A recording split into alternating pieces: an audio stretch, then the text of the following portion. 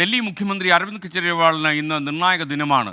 മദ്യനയ അഴിമതി കേസിൽ അരവിന്ദ് കെജ്രിവാളിന് ജാമ്യത്തിനെതിരായ ഇഡിയുടെ ഹർജിയിൽ ഡൽഹി ഹൈക്കോടതി ഇന്നാണ് വിധി പറയുക. ഇന്ന് ഉച്ചയ്ക്ക് 2:30 മണിക്ക് ഉത്തരവ് പുറപ്പെടുവിക്കുന്ന ജഡ്ജി ജസ്റ്റിസ് സുധീർ കുമാർ ജെയിനാണ്.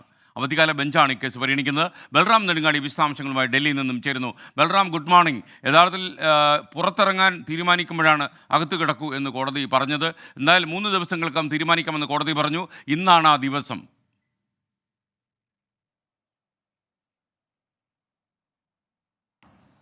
തീർച്ചയായും എസ് കെ എൻ, അരവിന്ദ് കെജ്രിവാളിനെ സംബന്ധിച്ചിടത്തോളം മറ്റൊരു നിർണായക ദിനമാണ് ഇന്ന്. അദ്ദേഹത്തിന്റെ ജാമ്യത്തിനെതിരായ എൻഫോഴ്സ്മെന്റ് ഡയറക്ടറേറ്റിന്റെ ഹർജിയിൽ ഇന്ന് ഡൽഹി ഹൈക്കോടതിയുടെ അവധിക്കാല ബെഞ്ച്, സുധീർ കുമാർ ജെയിൻ അധ്യക്ഷനായ ബെഞ്ച് വിധി പറയുകയാണ്.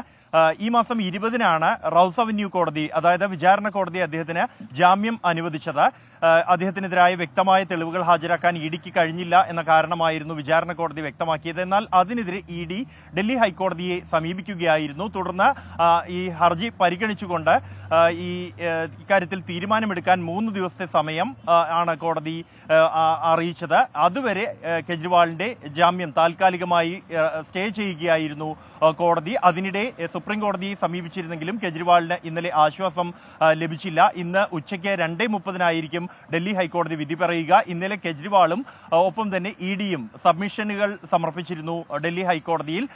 ഈ വിചാരണ കോടതിയുടെ വിധി നിയമവിരുദ്ധമാണ് എന്നായിരുന്നു ഇഡിയുടെ സബ്മിഷൻ. കെജ്രിവാളിന് ജാമ്യം ലഭിച്ചാൽ അതിന് കേസിനെ ബാധിക്കും എന്നുമായിരുന്നു ഇഡി അറിയിച്ചത്. എങ്കിൽ യാതൊരു തരത്തിലും അത് കേസന്വേഷണത്തെ ബാധിക്കില്ല എന്നാണ് കെജ്രിവാൾ ഡൽഹി ഹൈക്കോടതിയെ അറിയിച്ചിരിക്കുന്നത്. S K N. Okay, thank you Balram Nedungadi.